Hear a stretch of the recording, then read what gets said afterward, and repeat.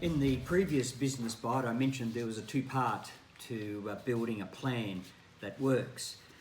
This week, I just want to share on the video briefly about looking at everything in your business, and I'll give you some ideas, and that should stimulate your thinking of other areas that you look at in your business. There are so many cost savings that don't affect how you do business. You've got to get rid of the sacred cows. You've got to get rid of the things that you're protecting that you no longer need or need to do, because there is so much cost saving in the business. And there are ways of increasing margin, there's ways of growing your business. So let me just share some of the things. Last video talked about the actions you need to take after you set your vision, mission, values, and your SWOT analysis, and getting all the marketing materials out. And all these items need to also go on that same list. So look at everything, I've titled this. The staff structure. Have a look at your staff structure today, and is it still relevant compared to when you set that some times ago? Maybe people are doing jobs they no longer need to do. That comes into reviewing of what they're actually doing. A previous business bite, you'll see the staff review form that has 4 questions. That will very much help you in determining, are people doing things they no longer need to do today? People are safe in their minds, they're at peace, they protect their jobs because that's what they've always done, but sometimes their jobs need to change for the business to be far more effective. Once you've done your review, you can then set training that needs to be invested in to help them grow to another level, help them to take on additional roles, help them to be far more productive in their business. So doing a review just to work out where people are in their job, in their career, in what they're doing is very important for you. And then you can determine your future needs. So you build a structure, and I've had people who only had 2 or 3 people in their business and say no one takes us seriously because they don't think we have a support system. And I said, well, that's actually not true. In this day and age, having external consultants and people that may work part-time are accepted as part of doing your business. And in fact, they don't need to know who you're dealing with. They don't need to know that these people are only casual or part-time, because you're paying for what you need rather than having someone full-time who's not fully engaged. So I say build your structure, and you have your various departments if it's legal, and you have external solicitors and legal counsel. You list that there. Accounting, you might have someone internally. You then list your external accountant. And if you're a product that's warehouse, who's your manufacturer, or who's your distribution, and then who is the warehouse. You list all these different things, and suddenly you build this structure that actually shows you have a far bigger business than people actually thought. In terms of those that have a warehouse, stock taking can often be ignored and not utilised at all. Pricing of stock, it's no use buying something and then selling it for almost the same cost that you actually buy it for. There isn't any margin in that.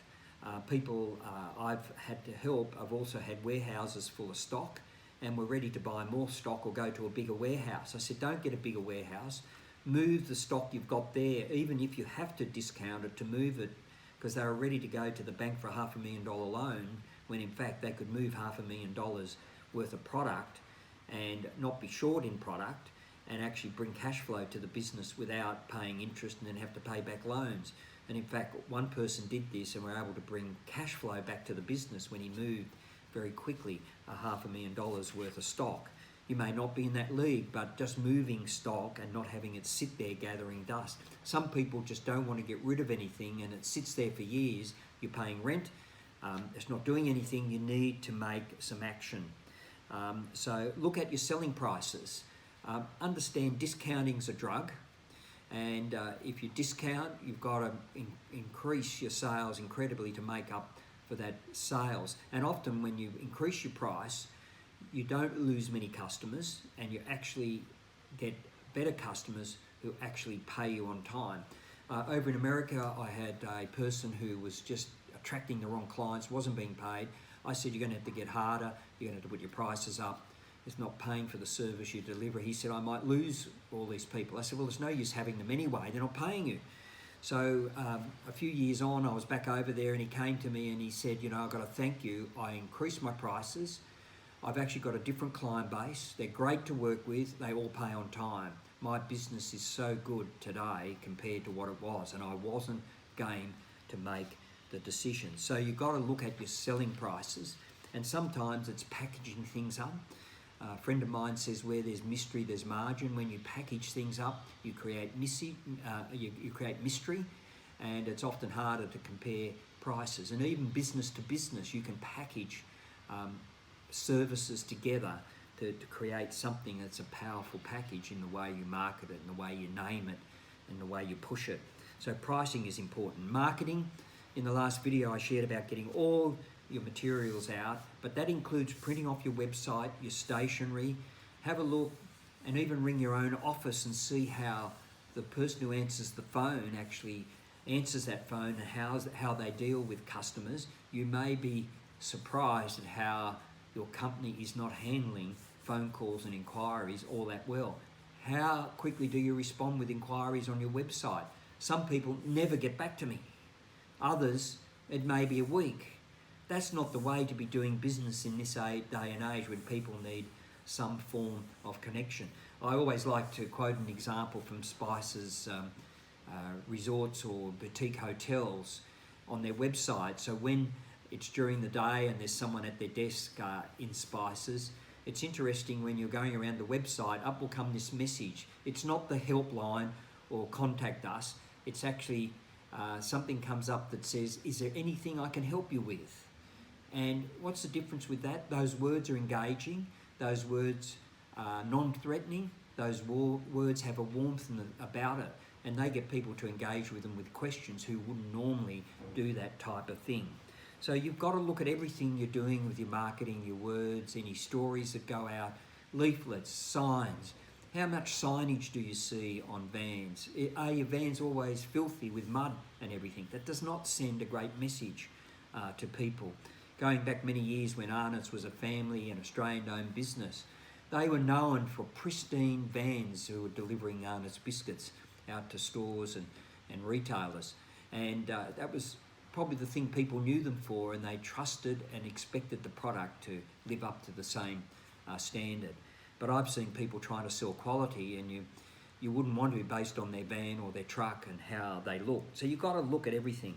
Then you review all your costs, your telephones, your contracts, your loans. These day and age, there's so many ways of doing loan comparisons and checking whether it's not just home loans, business loans, car loan, leases, travel, insurance.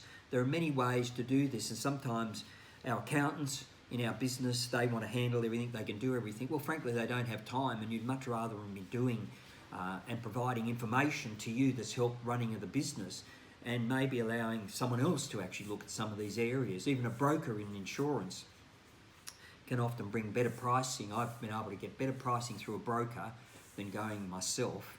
And everyone says, well, you've got to pay their fee. Well, actually paying the fee has saved me money. So you need to look at all these things. And you may need someone outside helping you in targeting some of these things. But don't be frightened to ask companies, alternative companies to who you're using for some of these services. Just go through everything that you spend money on and say, is there some way we can benefit without compromising quality? You can get cheap stationery, in Kmart or Big W, but compared to some of the quality stuff, it doesn't fall apart as quickly. The paper, at least you can write on. Some of it can be so thin that it's not worthwhile having, and doesn't present a quality in a document, because we've got the cheapest copy paper we could get, when you can get something that's a bit more quality still at a good price. So we've got to be careful how we don't compromise our business in the quality we do that. So the future's out there, and I've found in any business that's tackled these costs have brought significant savings to their business. If it's a small business, anything's significant. If it's a big business, it can represent a lot. And when we did this in advertising agency, we got our key people, and they got help in the company of 200 people to go look at everything that we did. We saved hundreds of thousands of dollars and did not affect having one phone call, cutting down on travel, doing any of the things that needed to happen to run the business. And we were able to bring a lot of savings to the business, which we were able to share with staff in bonuses. So there we are. That's the second part of that video from building a good plan that works for you. Thank you.